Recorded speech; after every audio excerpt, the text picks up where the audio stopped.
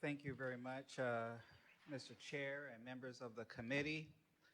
Um, I would like to begin by stating that I will be accepting the committee's amendments and thank the committee for working with me on this measure. AB 1078 is a bill that intends to combat the national Christian white supremacist movement, which aims to ban books, school curriculum, and even more in our schools. And this issue makes people uncomfortable. It's a tough discussion, and it's a tough issue. And a lot of it, I think, is due to the misunderstanding of what people mean when they say white Christian nationalist. And so I want to make sure that people understand really the definition to hopefully put more people at ease that if the shoe doesn't fit, then no one's talking about you. We're really talking about the radicalization of the Christian faith to, quite frankly, draw upon people's angers, economic angst, people's search for additional resources, and drawing upon people's biases to really achieve and use that anger to achieve a political objective. And unfortunately, that number one is happening internationally. This is not something unique to the United States, but it's also made its way here to California. And the banning of books has been a blatant and in some cases a successful effort to whitewash the history that students are taught in all levels of public education.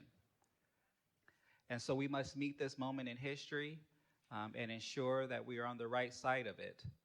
And I would like to also do a shout out to my intern for preparing these remarks. And with that, I respectfully ask for an aye vote. All right. Any witnesses in opposition to the bill? Please come forward. Lance Christensen, the Vice President of the California Policy Center. I've been around this building for a long time. It's shocking to have an author of a bill make such inflammatory commentary on those that would oppose this bill in good faith. I hope that the committee and the chair will take them to advisement. And how many attacks on those who oppose radical indoctrination doesn't mean we're all white Christian nationalists. Really, this is just a very commonsensical thing, Chair. What's more stunning is that there's a confusion here. There's a confusion about the curation of books versus banning books. Schools aren't banning books. They're just simply not the Library of Congress. They don't have every single text available to every single school and every single student. This is very commonsensical. So for a parent who is opposed to radical, pornographic, or other material, shouldn't be called a white Christian nationalist because his intern said so. So I hope, Chair, that there will be some correction here about the professional demeanor of having an intelligent conversation. We have our comments written in opposition. Let's focus on the merits of and I wish that the author would focus on the merits too, instead of name calling. So here's where we are. We hope that he'll understand that parents ultimately are in control of the education of their children, not a bureaucrat in Sacramento. We oppose AB 1078. California politicians just passed a law that basically makes a school board irrelevant when it comes to reviewing curriculum being put before children in the classroom. We'll tell you what Assembly Bill 1078 does and how we're leading the fight to stop it.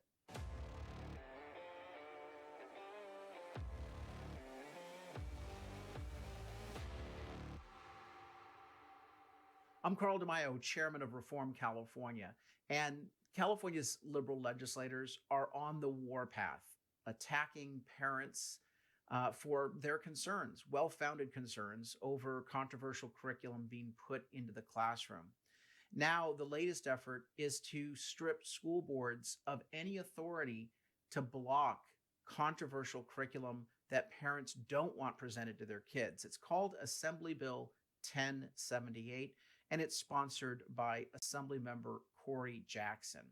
Now, Corey Jackson's bill basically says that we're not going to allow school boards the discretion to stop controversial curriculum from being presented to children in the classroom. Now, it doesn't outright ban school boards' ability to do that because that would be challenged very quickly in court. Although the way in which Assembly Bill 1078 is structured, I still believe it won't survive a legal challenge, but more on that later. Under Assembly Bill 1078, school boards would have to get approval from the California State Board of Education, in other words, Sacramento politicians, before removing any materials or books from classrooms and school libraries, or modifying any curriculum elements.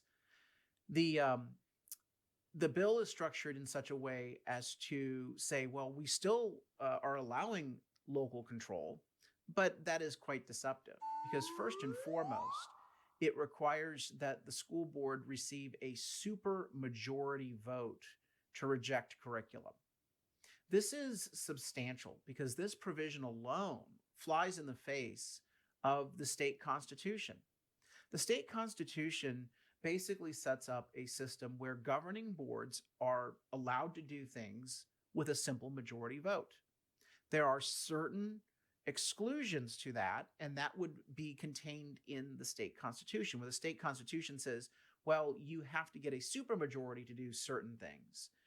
Tax increases, for example, voters have put a supermajority vote in, a 2/3 vote for certain types of tax increases by a governing board. But here, it's the state legislature just simply saying, oh, we need a supermajority to make a very basic decision, which is what type of curriculum should we put in the classroom? So I think that'll be the first legal challenge that can be brought against 1078 is trying to create this supermajority threshold, which is in many cases hard or if not impossible to meet. Secondly, it requires that the names of school board members who are trying to stop curriculum, that those names be made public and be promoted by state bureaucracies. This is going to have a chilling effect. It's an intimidation move by state politicians to try to bully school board members out of listening to parents' concerns and trying to get rid of this controversial curriculum. Now, let me just say, in this debate, the media has been downright shameful in its poor coverage of what's really going on school curriculum. What's happening is that parents are not motivated by hate. They're not anti-LGBT. They're not prudes. They're not saying we can't, do sex ed topics. They're not racist. They're not saying don't talk about slavery or the Civil War. But what parents are reacting to is the extreme curriculum that California's liberal politicians and various extreme third-party interest groups are trying to advance in the classroom.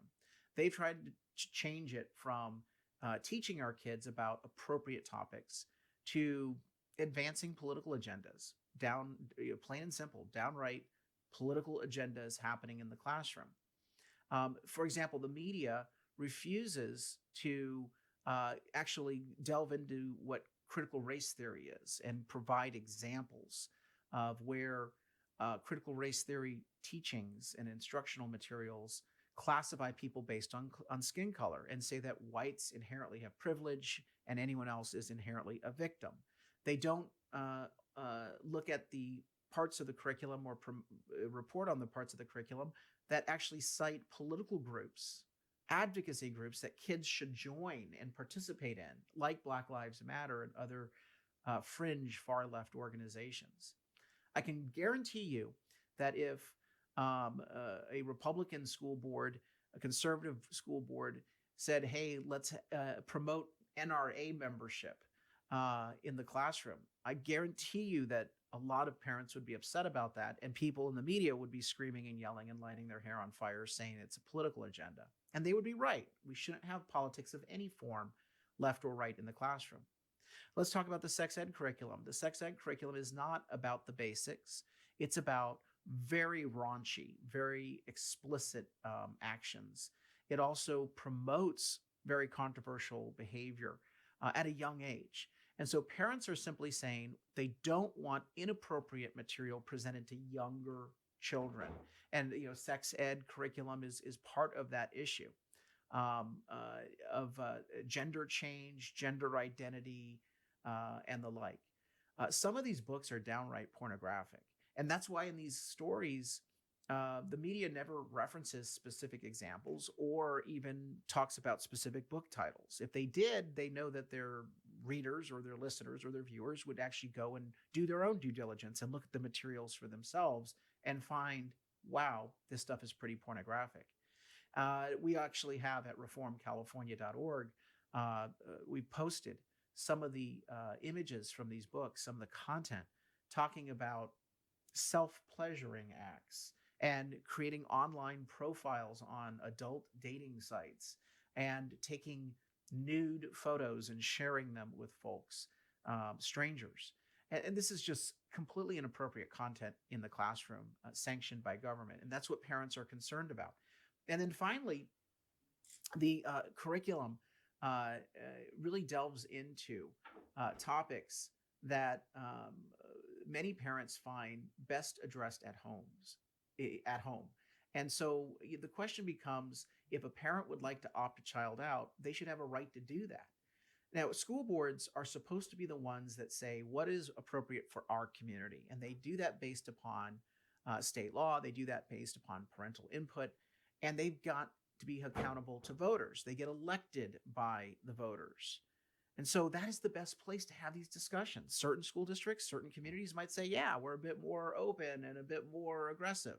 That's up to the school to decide, the school district to decide. And those people have to stand for election. But the idea of having these decisions made in Sacramento by Sacramento politicians, it breaks the very concept of local decision-making and governance. So Assembly Bill 1078. What is also galling about this bill is that the bill author, liberal Democrat Corey Jackson, has decided to basically say that the bill is needed because all the people raising concerns about curriculum are not concerned parents, but they are white nationalists.